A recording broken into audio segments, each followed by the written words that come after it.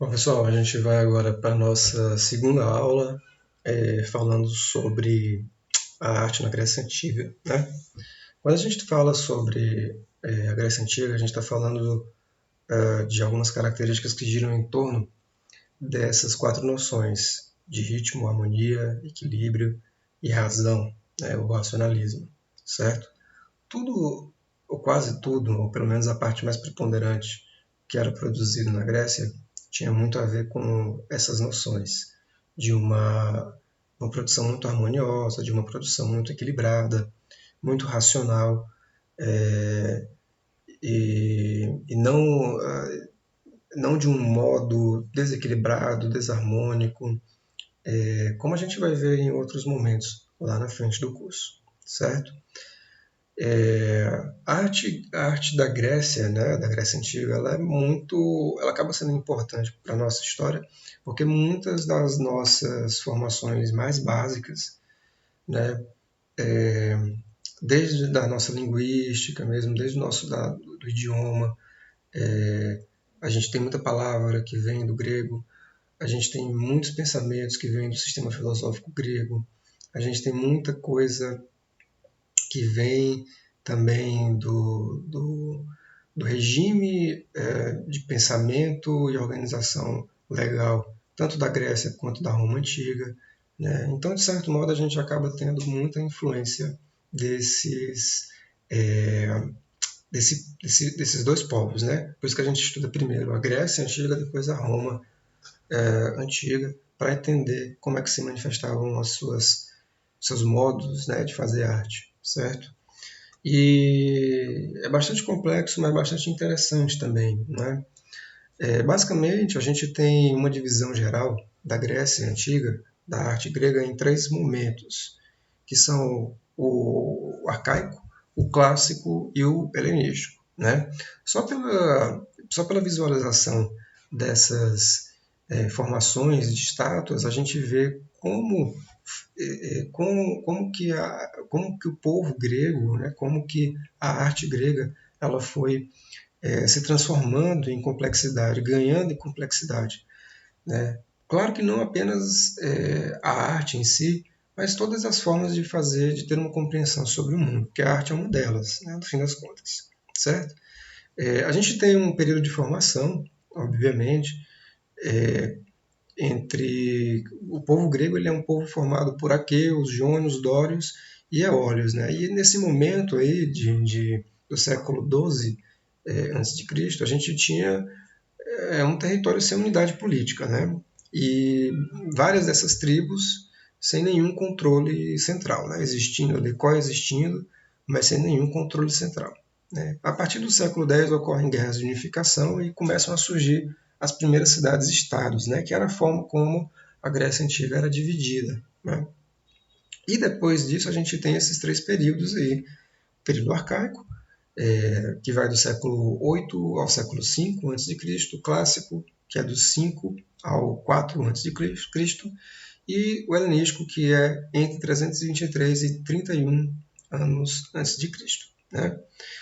A colocação dessas estátuas não é à toa, é porque basicamente algumas das estátuas mais famosas que a gente tem de cada um desses períodos, certo?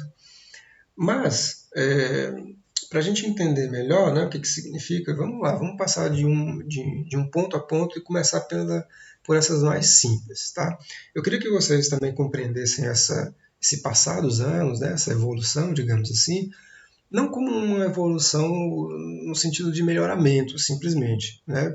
Por quê? Porque a gente também não pode considerar que essa primeira estátua desse homem andando à esquerda seja mais ou menos feia, mais ou menos bonita do que a última. Né? A gente tem aqui no nosso pensamento ocidental a compreensão de que é muito mais complexo fazer essa última estátua do que a primeira. Mas isso não significa que ela seja melhor, ou que ela tenha mais significados. Né? Significa simplesmente que ela é resultado das condições técnicas que existiam naquele momento, mas também resultado daquilo que se buscava representar por meio da arte naquele momento. Certo? Então são coisas diferentes, são considerações diferentes. Né? Considerar que mais ou menos bonito ou mais ou menos bem executado, não diz, né, tudo a respeito do que se pode compreender sobre essa produção de estátuas ou a produção de qualquer outro tipo de material artístico, certo? Então vamos começar aqui nesse período arcaico, né? Nesse momento a gente está falando da ocorrência de estátuas feitas em mármore, quase sempre numa posição muito singular, muito específica, né? As estátuas dos homens eram chamadas de couros e eles sempre estavam nus, certo? E as estátuas das mulheres eram chamadas de coré e elas sempre estavam vestidas, certo? A última estátua aí é uma estátua feminina e ela está completamente vestida, né? Com uma espécie de saia, digamos assim, e com uma vestimenta na parte superior do corpo também, né? Vejam, de uma forma ou de outra, essas estátuas não representavam é, alguém em específico, tá? Diferente do que a gente tem como compreensão hoje em dia, né? Vamos fazer uma estátua de quem, né? Vamos fazer uma foto de quem? Vamos fazer uma pintura de quem, né?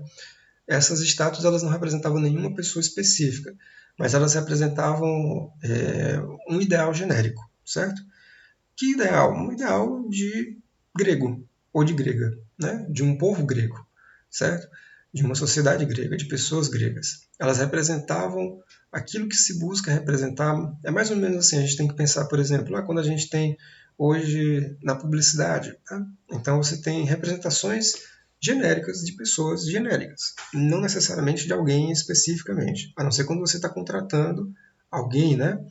Um artista, influência digital, alguma coisa assim, especificamente. Aí você está chamando aquela pessoa para fazer uma representação específica de alguém específico.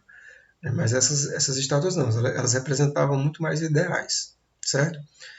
E diferentes, a gente observa bem, diferente das estátuas lá do Egito Antigo, elas não estão presas à parede, né? Elas estão presas a um bloco, que dá a sustentação, né?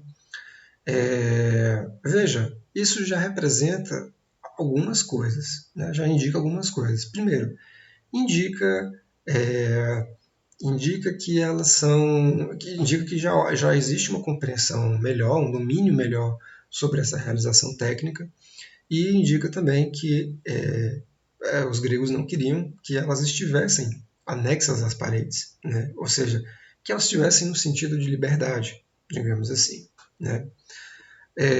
Não se sabe muito bem quem é que servia de modelo, se eram os deuses, se eram os atletas, se eram pessoas que patrocinavam, né, os artistas, digamos assim, né, doadores, né? E geralmente elas estavam mais na entrada de túmulos e templos, né? Então, assim, não se sabe muito bem exatamente quem elas homenageavam, digamos assim, ou em quem elas estavam baseadas, mas sabe-se que elas tinham essa idealização de um grego genérico, certo? Existem algumas influências, né, que vêm do Egito, para a gente ver como são dois povos que estão ali, de certo modo, conectados, né? Existe esse posicionamento frontal e existe uma forte simetria, né, dentre os dois lados, coisa que a gente já não vai ver lá na frente, né? A gente vai ver estátuas assimétricas.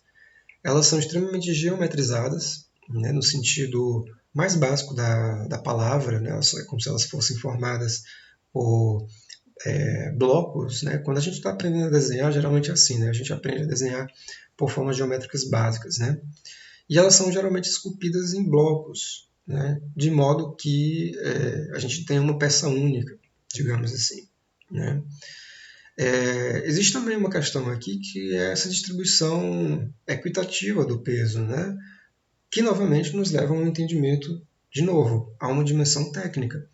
Imagina você colocar, por exemplo, um membro, um braço, uma perna de um lado, de outro, você vai ter uma distribuição irregular do peso. A gente está falando aqui de mármore, né, que é muito pesado.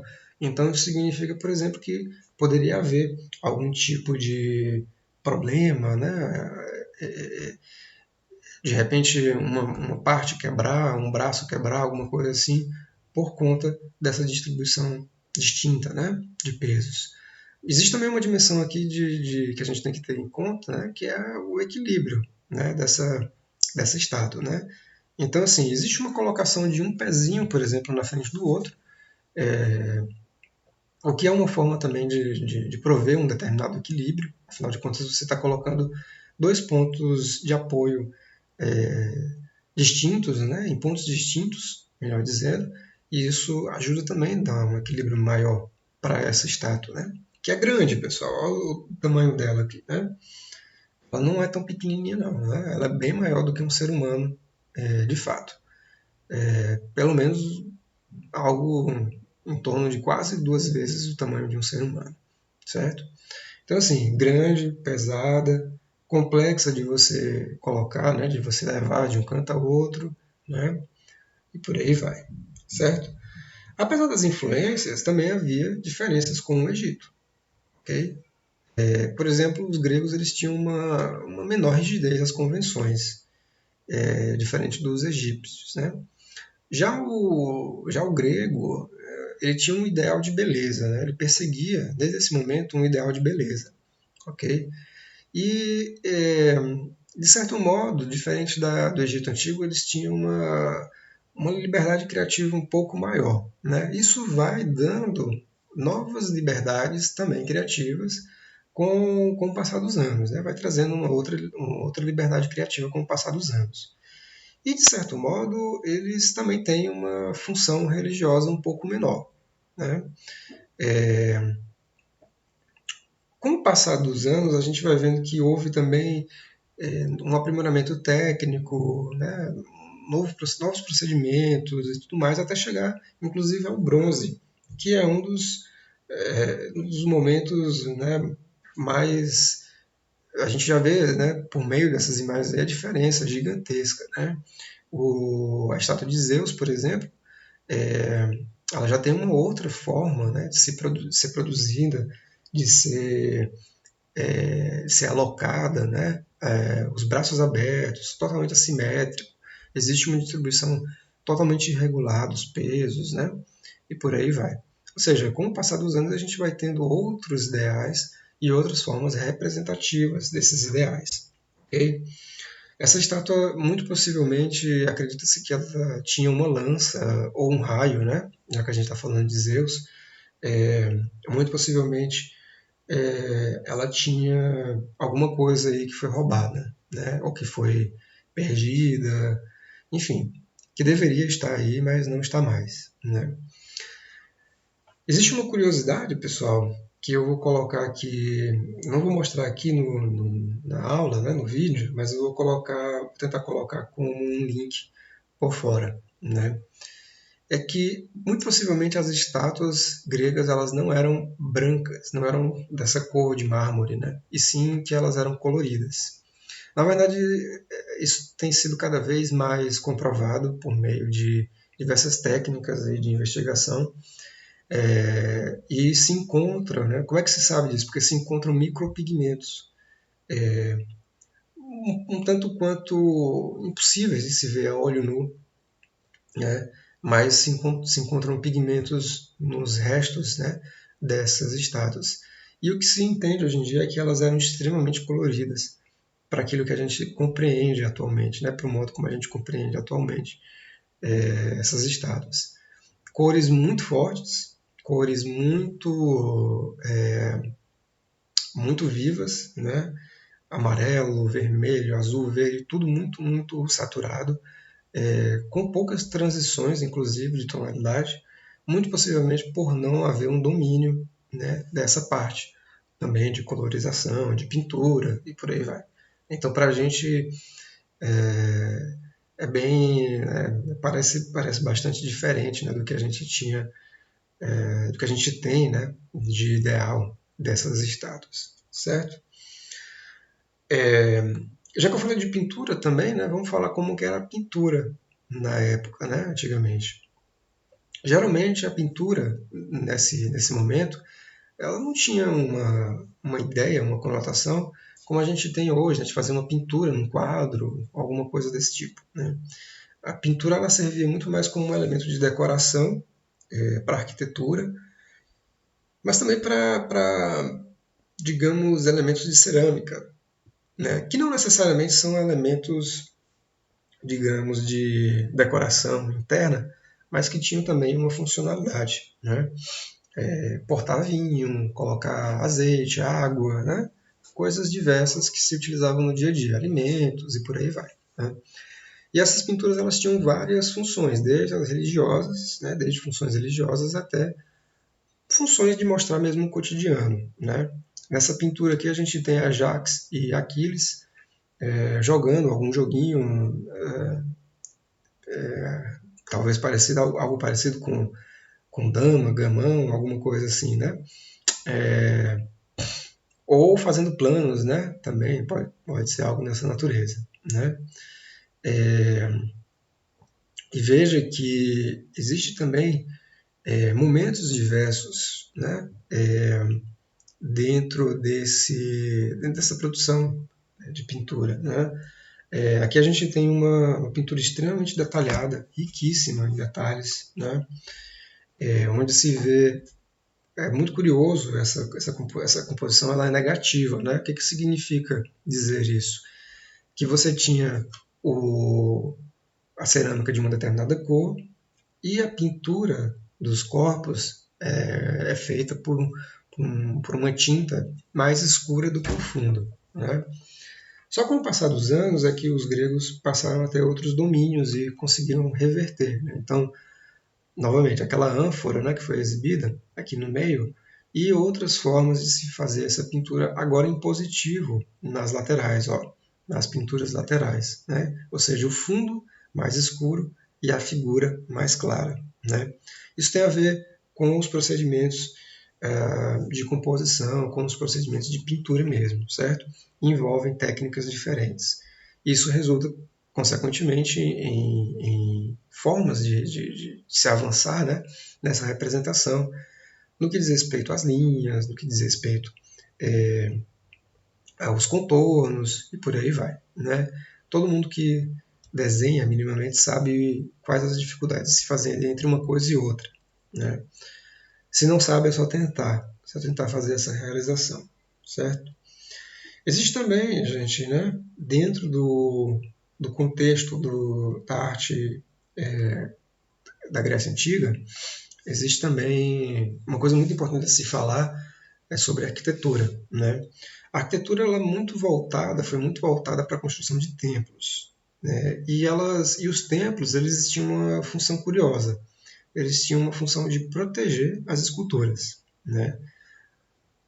Não aquelas esculturas primeiras, mas depois as esculturas dos gregos, dos deuses, melhor dizendo, né?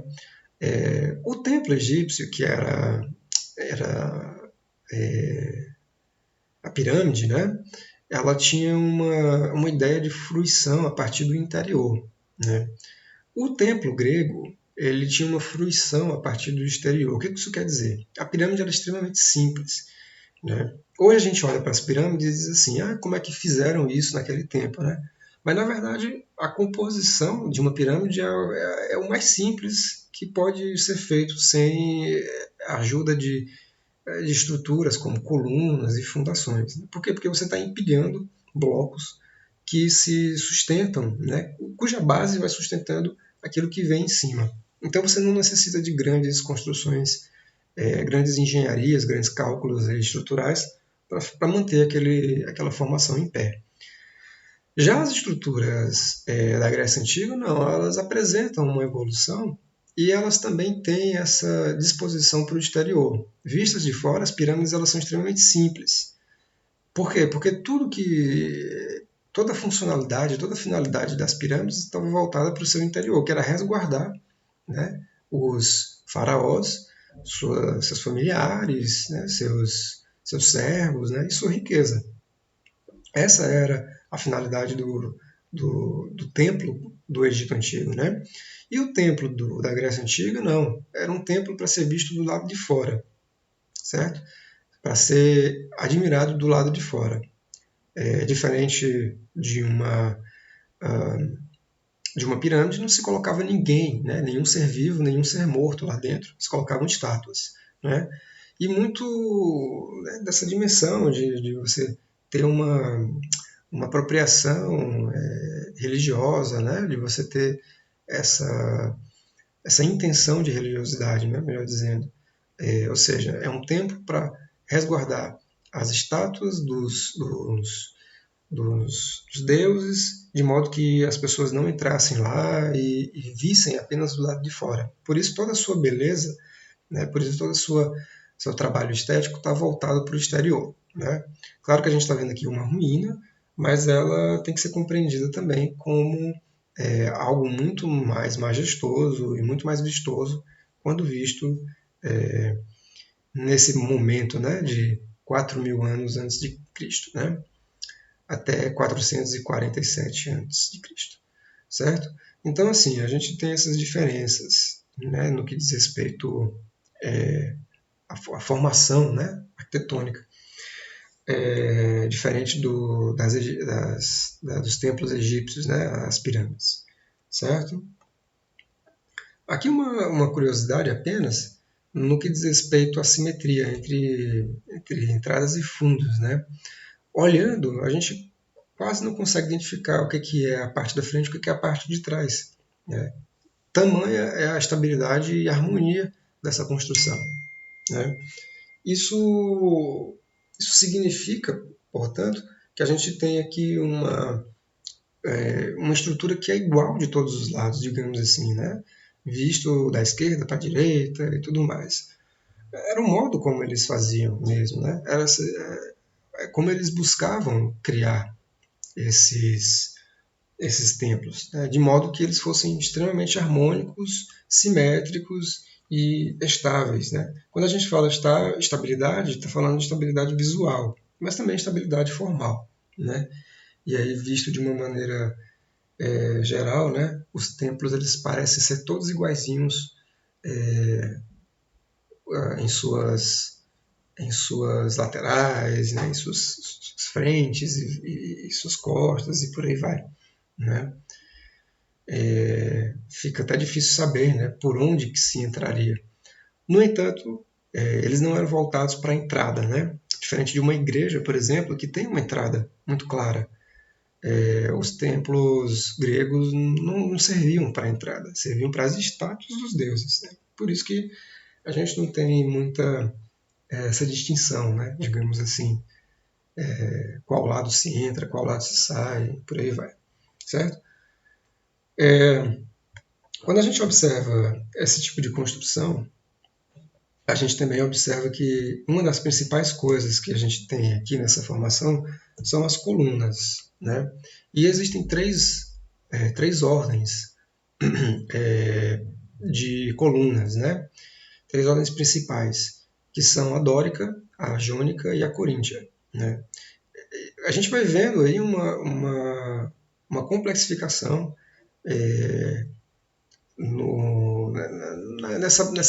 nessa parte mais exterior mesmo, né? De cada uma desses tipos de colunas, né? A dórica, por exemplo, essa primeira, ela é a mais simplesinha, né? Ela é a mais séria, digamos assim, ela é concisa e ela não tem muito, né, detalhes, floreios e por aí vai. Já a jônica, ela começa a ter uns ornamentos a mais, né? Elas são mais finas, inclusive, do que a dórica. Elas também apresentam uma menor rigidez, né? Rigidez no sentido visual, né? Não no sentido formal da palavra. E acabam servindo também para peles um pouquinho mais altos, né? E por fim a gente tem a coríntia, que é uma mistura de influências greco-romanas. Ela já apresenta ornamentos florais, ela é a mais fina de todas, ela possui bastante detalhes na sua base e por aí vai. Né? Então, assim, quando a gente observa, a gente também tem outras formas de combinação, né? de arranjos, de elementos estéticos que dizem respeito também a outras formas estruturais dos prédios, né, dos templos. e que não estão apenas na parte da coluna, né? Mas de todas as outras construções, né? Das outras partes dessa construção, certo? Não vale, eu não vou pedir aqui para a gente decorar tudo isso, mas vale como uma curiosidade. E é uma curiosidade que se remete a essa abordagem estética, ou seja, quanto mais a gente vai passando no tempo, mais condições técnicas a gente tem e mais a abordagem estética ela vai se elaborando também, né? Ela vai apresentando uma outra formatação, um outro modo de se apresentar, né? Num primeiro momento extremamente simples, duro, né, direto, objetivo, e no outro momento com mais floreios, com mais detalhes, etc, etc. Certo? A título de curiosidade também, essas colunas não eram pequenas, eram gigantescas, né, para poder dar conta do peso, obviamente. Né? Aqui a gente tem a visão delas com pessoas próximas, né, para a gente ver o quão elas eram grandes, efetivamente. Né? Isso aqui é num museu, gente, não é a céu aberto. Tiraram, né, do local e colocaram aí. Então, né, enfim, mas é possível visitar na Grécia, enfim, basta que a Covid passe, né? Aí a gente pode ir, né? No momento posterior, a gente tem a fase helenística, certo? Que é uma fase que tem muito a ver com o que a gente chama de viver um modo grego, né? Heleno significava grego, né? Basicamente é isso. E é um momento que a gente está falando sobre um espalhamento dessa cultura, certo? Aqui a gente está falando, a gente começa a ter uma noção maior de individualidade, né? Eu coloco aqui o termo individualismo porque é o termo mais correto, digamos, mas para que a gente tenha uma compreensão maior, a gente também fala de individualidade. Em que sentido? No sentido de que a gente já começa a ter uma alocação do indivíduo, né, da pessoa individual, em determinadas produções do cotidiano da arte grega. Né? E a gente vê isso muito fortemente no teatro, certo? No teatro, olha que curioso, né? A gente tem uma determinada estrutura, né? O teatro na Grécia Antiga sempre foi nesse formato, né? De semicírculo, digamos assim, de arco, né? Exposto geralmente numa colina, né? Por quê? Porque é o melhor modo de fazer, é o que a gente conhece por anfiteatro, enfim. E é o melhor modo de fazer o som se espalhar, né? Então você tem pessoas lá embaixo, onde fica a orquestra,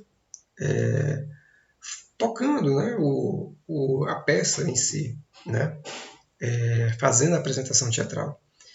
E olha que curioso, a orquestra tem uma compreensão completamente diferente do que a gente tem hoje, e palco também.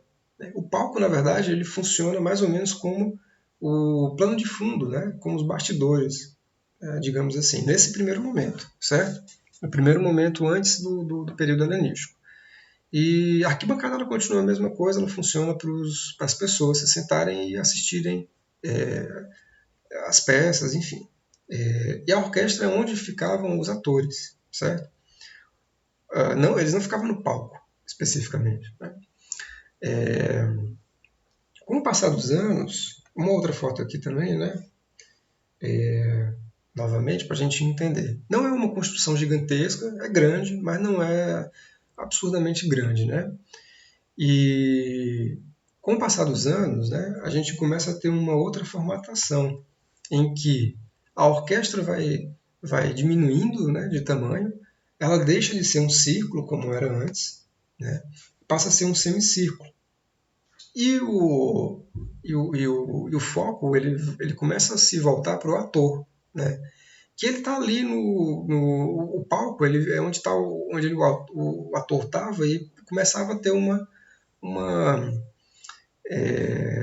atenção maior sobre esse ponto. Né? E aí a gente começa a ter uma diminuição da orquestra, começa a ter uma diminuição, uma maior atenção, melhor dizendo, sobre o palco, E as atenções, né, todas as ações do teatro começam a ir para cima do ator. É por isso que a gente fala que nesse momento, nessa fase helenística, existe uma certa individualidade maior. Né? Por quê? Porque o foco não está mais na produção coletiva do teatro, mas na produção individual, ou seja, na manifestação individual daquela pessoa.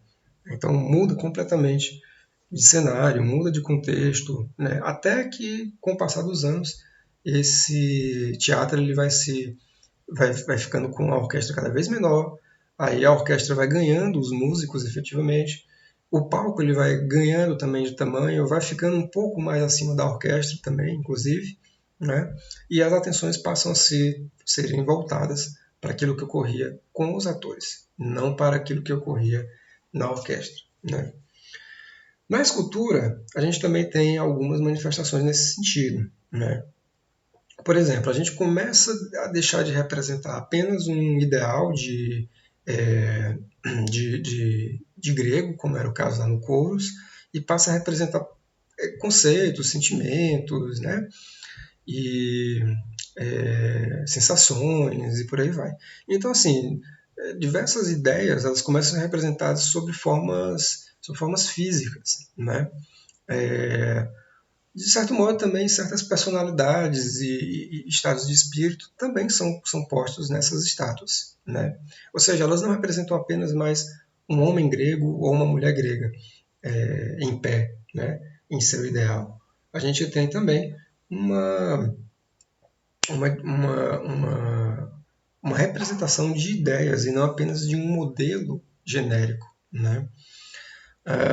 Nesse momento, a gente passa a ter uma aceitação do nu feminino, que não era aceito, né, lá no começo, lembrando, né, é, a, a figura da Coreia estava sempre coberta, né, ela nunca estava desnuda, e a gente também passa a ter algumas sensações de mobilidade, né, de movimento, certo? As figuras elas são sugeridas em movimento. Sugestão porque, obviamente, elas não estão se movendo, mas elas passam uma sensação de que elas podem estar se movendo e, consequentemente, você passa a ter uma observação daquelas estátuas não apenas de frente, né? Mas também de outros lados, inclusive de costas. Né? Então você tem detalhamentos na palma do pé, por exemplo, né? Nessa figura do gaulês, você tem detalhamentos na palma do pé, na sola, né? Do pé, que só podem ser vistas quando você está por trás, detalhamentos na musculatura das costas, detalhamento na nuca, né, nos cabelos, e por aí vai, na batata da perna, etc, etc. Ou seja, é uma figura para você ver de todos os ângulos. Né? Ou seja, você se movimenta, a figura mais ou menos está em movimento e por aí vai. Esse nem tanto ele está até meio parado, né? Mas aí você tem outras figuras que também se encontram numa sensação de movimentação muito maior, né? Por exemplo, essa estátua aqui, que é a Vitória de Samotrácia, ela tá, ela não tem braços, mas ela tem asas. Muito possivelmente os braços foram quebrados, arrancados, né, em algum contexto de guerra, alguma coisa assim, né? E ela, de certo modo, ela expressa um movimento. Muito possivelmente é uma estátua para ser colocada, que ela é colocada na frente dos navios. E aí a ideia de movimento, de liberdade, né, de mobilidade, né, é representada por meio do vestido que está em movimentação, né, ou melhor, que representa uma movimentação, como se o vento estivesse batendo, mas também é representada pela, pelas asas, né, dessa figura, certo? Então, assim, isso nos leva a ter uma estátua que é vista de todos os lados, né? Vista de diversos pontos de vista e que pode nos levar a entender que ela está numa certa movimentação, digamos assim, certo? Também a gente tem estátuas em conjunto, o que acaba sendo uma grande conquista, porque não é muito fácil, né? A gente tem aqui o soldado Gálata e sua esposa depois desse contexto, né, assim, a gente passa a ter um domínio cada vez maior dessas estátuas, de produção dessas estátuas, a ponto de se conseguir fazer a representação de grupos de figuras, né? E quando se representa grupos de figuras, representa-se também histórias, né? Então não é só simplesmente um ideal ou uma ideia, né? Um sentimento, mas também se representam determinadas histórias em torno dessas figuras, né? O que nos leva a uma compreensão de maior complexidade com o passar dos anos dessas estátuas, mas também de todo o conjunto de produção artística desse momento. Okay?